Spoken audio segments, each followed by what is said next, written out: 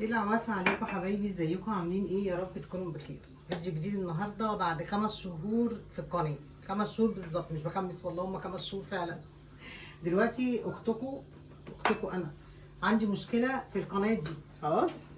فتعالوا ندردش مع بعض كده. احنا بنعمل العشاء دلوقتي، مش غدا. اول مره معاكم حاجه بالليل كده، الدنيا ضلمت اهي زي ما انتم شايفين اهو. استنوا بس اطلع الطاسه الاول.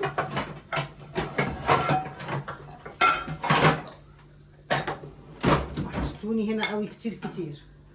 المهم بقى، انا عندي النهارده الاول، تعالوا كده مع بعض كده. عندي مشكله في القناه اللي انتوا بتتفرجوا عليها دلوقتي دي. انا بقالي 5 شهور ما نزلتش ولا فيديو عليها خالص، تمام. فجالي زي انذار ان انا لو ما نزلتش فيديوهات في خلال 30 يوم القناه هتتقفل. غير كده ان القناه تتقفل، انتوا عارفين ان القناه انا رابطه القناتين ببعض، رابطه القناه الكبيره مع القناه الصغيره، فكده في مشكله ممكن تحصل، الله اعلم ايه هي، مش عارفه. فكل اللي محتاجاه منكم النهارده، معلش هتعبكم معايا والله، انا عارفه انتوا بتحبوني. فكل اللي هطلبه منكم ان انتوا بس هتخشوا على الفيديو تتفرجوا عليه مشاهدات، عشان نجيب محتاجين 3000 ساعه، فاهمين؟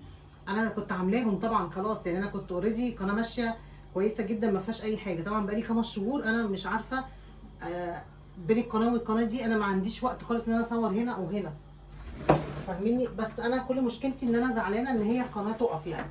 فحرام يعني بعد ما القناه وصلت دلوقتي حوالي يعني داخله 40000 او حاجه كده.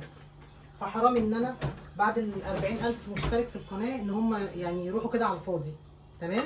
فانا عارفه ان انتوا بتحبوا لي الخير، فكل المطلوب منكم ان انتوا بس تشوفوا الفيديو تحطوا اللايك، واللي مش فعاله الجرس تفعل الجرس من اول وجديد، لو لقيتي مفيش اشعار بيوصل لك. كل اللي طالباه منكم بس، انا محتاجه فيها حوالي 5 6 7 معرفش الفيديوهات قد ايه، بس انا محتاجه اكمل 3000 ساعه من اول وجديد تاني، عشان القناه هتخش مراجعه، ويا عالم القناه هتتقبل ولا ما تتقبلش. انتوا عارفين ان انا القناه دي كنت عاملاها انا وولاد اخويا وولادي وكده، كنت عاملاها يعني لحاجه معينه يعني، بس انا ما قدرتش بصراحه. يعني صاحب بالين كداب زي ما قلت لكم، انا ما بقتش عارفه اواظب على الاثنين، ما كنتش عارفه. فانا عارفه ان انتوا جدعان وهتقفوا جنبي، وواثقه من ده ان شاء الله بعد ربنا. فان شاء الله هنبدا ننزل، ده اول فيديو هينزل معاكم. طبعا هي القناه خالص مش اكل ولا اي حاجه، انا مش عاملاها كده، بس مضطره ان انا انزل فيديو النهارده باي طريقه، مضطره. فقلت بما ان انا هحضر عشاء احضره معاكم، ونشوف الدنيا هتمشي ازاي. اول حاجه انا حطيت هنا، طبعا القناه دي انتوا عارفين انا عاملاها انا وولادي وولاد اخويا مع بعض كده، هزار وفرفشه وحاجات كده. فهنعملها النهارده، بس معلش استحملوني النهارده، وبعد كده نرجع مع بعض. قولوا لي لو حابين ان انا اطلع فيها لوحدي معاكم كلام زي ما كنا بنعمل فيها. طبعا خشوا اتفرجوا عليها، الناس اللي ما دخلتش هسيبها لكم عندي في القناه الكبيره عشان تخشوا هناك وتقولوا لي رايكم فيها، وعايزين نفس المحتوى فيها ولا نغير. انا مش حابه ان انا ادخل فيها شغل المطبخ والروتين وكده، انا عاملاها نتكلم مع بعض في مشاكل، نتكلم مع بعض في اي حاجه نحلها مع بعض. تعالوا بس عشان الزيت سخن ننزل بدول اول حاجه كده، بسم الله.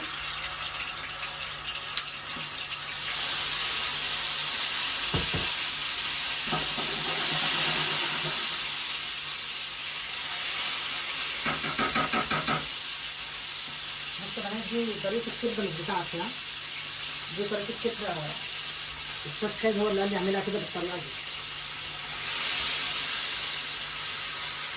اول حاجه نزلت الثومه مع الفلفل مع كده، ما حطيتش ملح طبعا، الكبده ما بتحطهاش ملح دلوقتي، بعد ما تستوي خالص هنحط الملح والليمون ونسيبها كده، مش هنقلبها لحد ما ايه تستوي معانا يعني.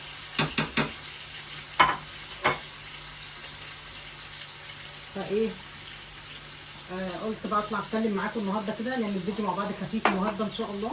بعد كده باذن الله انا هنا مقشره رمان اهو، هعمل لكم في الفيديو في القناه بتاعتي.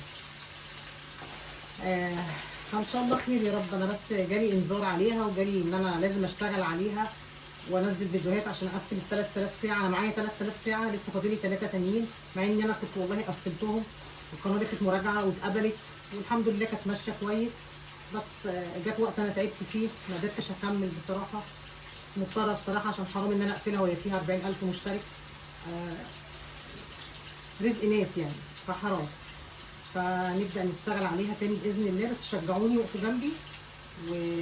والنهارده هيبان من الفيديو بتاعكم وقفتكم معايا ان شاء الله باذن الله، زي ما تقفوا معايا في كل حاجه ان شاء الله كده. نقف تاني ونكمل ال 3000 ساعه بسرعه من فيديوهين 3 4 حسب بقى ما الفيديوهات تكمل معانا، وبعد كده ننزل فيديوهين في الاسبوع بحيث ان احنا برده القناه تفضل ايه شغاله معاكم. تمام بس كده، هو ده اللي كان مطلوب منكم النهارده. نفتح بس العيش كده.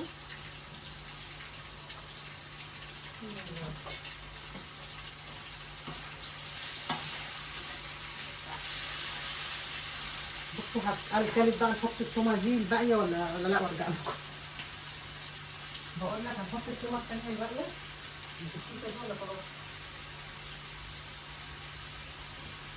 خلاص مش هنحط تاني، هنشيلها كده في الثلاجه. وبعد كده بقى الليمون اهو معانا، بس هنعصره في الاخر. كوبايه القهوه دي من الساعه 3 وهي في ايدي كده، بق كده. هتقولي تشربيها بارده، اقول لكم عادي مش فارقه يعني. بس يا رب يكون الصوت ظاهر. بعلي صوتي عشان الفيديوهات اللي بعملها بصوتي اليومين دول معرفش في ايه عندكم ولا عندي العيب او ايه مش عارفه، بس ان شاء الله يكون كويس باذن الله. هسأله تاني. احط الملح، يعني الملح والليمون في الاخر خالص صح؟ ما تيجي انت يا لين بتعملها. والله الرجاله دي ليها حركات. انا فاتحه الكاميرا خلي بالك ها. هتقول كلمه كده ولا كده.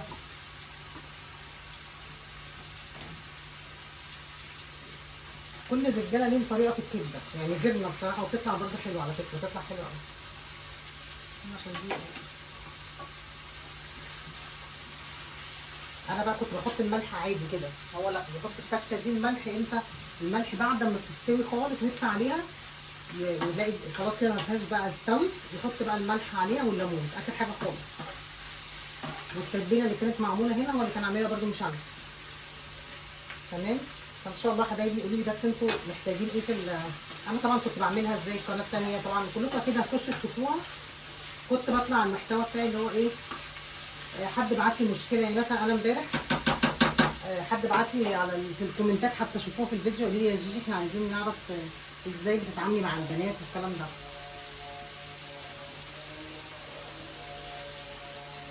الاذان، نسمع بس الاذان وبعدين نرجع تاني.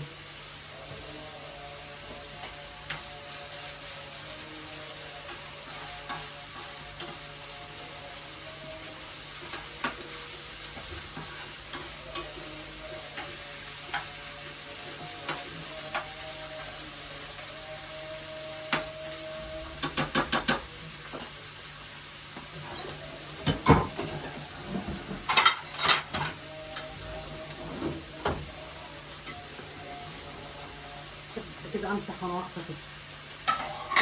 احط العيش هنا.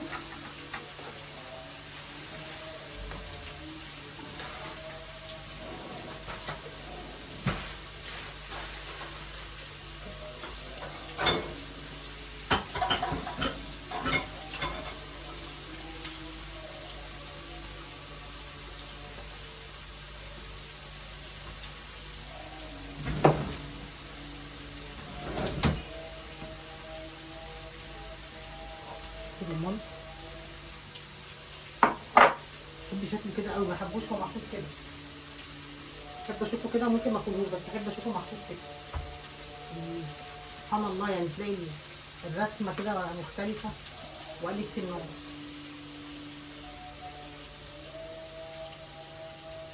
بعدين ننزل بالملح بتاعنا كده، مش هكتر ملح لما نلاقيه هما يشوفوها بقى عايزه ملح ولا لا.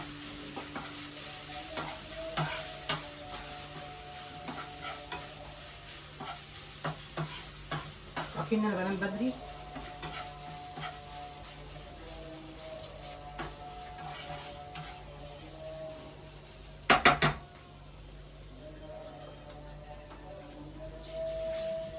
غسلتها.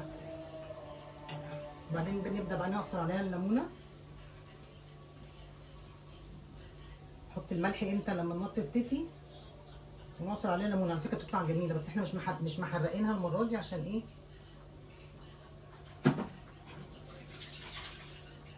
عشان في عندي ما بيحبوش الشطه يعني.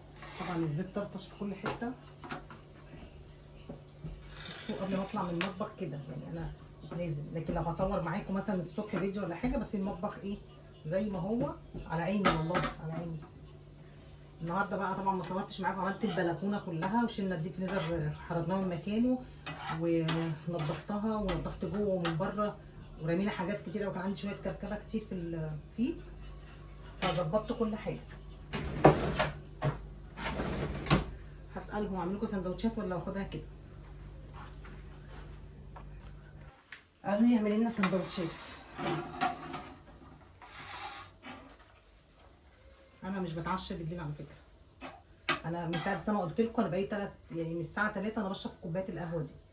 طبعا انتوا حبايبي واخواتي، وانا كان المفروض اطلع بفيديو غير كده خالص، بس معلش استحملوني اليومين دول. حاسه ان انا يعني الادويه اللي انا باخدها بتتعبني جدا، بتهلكني بصراحه، فبحس ان انا مش قادره اصور فيديو هنا وفيديو هنا، فربنا يقويني بقى عشان انا زعلانه ان لو القناه اتقفلت او حاجه متضايقه يعني. بس هسال في الموضوع بتاع ان انا لو حد يعرف يا بنات يرد عليا. القناتين مربوطين ببعض، فانا جالي انذار قدامي 30 يوم بالظبط لو ما نزلتش فيديو القناتين يتقفلوا ولا قناه واحده بس. مش عارفه والله هل هكون معاكم ولا لا. عايزاكم بقى تحمسوني كده وتقولي لي يا جيجي يلا اشتغلي واعملي لنا فيديوهات كذا وكذا، وانا معاكم والله، بس انتوا تشجعوني ماشي. على فكره الرقم عندي نضيف جدا يعني ما تقلقوش، انا بغسله كل يوم، كل يوم بتغسل كل يوم، وبعمله بالديتول وبنضفه يعني. رؤية جت من ساعه ما جت من المدرسه وهي نايمه ما اتغدتش اصلا يعني. احنا هنصحيها بقى تاكل وتنام تاني. عايزين نتكلم في كذا حاجه عشان بيجي شكاوي كتير قوي من المدرسه من عند رؤية بنات صحابها يعني كده. نتكلم في حته، قولوا معايا، حته التنمر. هنتكلم فيها في كل اشكالها ان شاء الله عشان نشوف هنحلها ازاي. طبعا انتوا عارفين ان الاطفال في السن ده كل يوم بشكوى.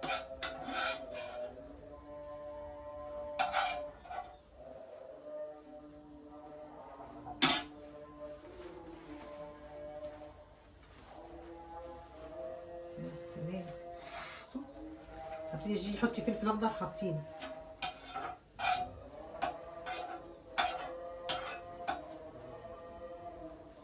وهيبقى نص بس.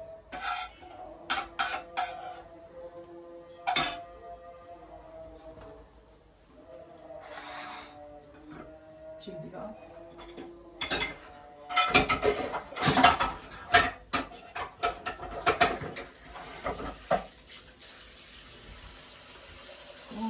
تفتكروا هقدر يعني ان شاء الله. انا يعني احنا دايما نستنى الحاجه الاخيره كده يعني. انا بقالي فتره كلهم بيقولوا لي يا ماما اشتغلي نزلي عليها فيديوهات حلوه، شوفي جمهورك محتاج ايه، كلمي معاكي. بس انا عايزاكم تشجعوني بجد يعني، بامانه يعني تشجعوني وتقولي لي ننزل فيها نفس اللي انا كنت منزله، نفس المحتوى اللي كنت بنزله معاكم انا والبنات مع بعض وكده، ولا انا مش عايزه ادخل فيها طبعا زي ما انتم شايفين كده اكل وروتين وكده. احنا عاملينها الفرفشه بس كده. ارمي ده هنا تمام. دول هخليهم كده يمكن حد يحتاجهم او حاجه، واخد دي معايا. نسيت اقول لكم ان انا حطيت خل على الكبده. يلا بينا بقى كده. طبعا كده الفيديو يعتبر معاكم خلاص، مش هطول عليكم اكتر من كده. طبعا انتوا فهمتوا انا عايزه ايه. ده انا كل اللي طالباه منكم ان انتوا تخشوا قناه جيجي، اسمها كده قناه جيجي تمام. جيجي شانل، جيجي شانل تمام. هتخش عليها، هسيب لكم اللينك في الصفحه الكبيره ان شاء الله. هتخشوا بس كل اللي محتاجه منكم تتشاهدوا الفيديو وتحطوا لي اللايك ان شاء الله. بعون الله نقدر كلنا نعملها باذن الله، وانا هكتب لكم على المنتدى هناك ان شاء الله نقدر ان احنا نقفلهم بسرعه باذن الله، عشان القناه ولا دي تروح مننا ولا دي تروح مننا، ونفضل معاكم باذن الله. زي ما قلت لكم دي مشكله عندي، يا رب تتحل بسرعه يعني في وقت بسرعه، لان انا قدامي 30 يوم ولازم المشكله تتحل. فطبعا ربنا معانا وانتم كمان معانا. يلا اقعدوا بالعافيه، اشوفكم على خير في فيديو جديد ان شاء الله. واكيد هزهقكم هنا وهزهقكم هنا.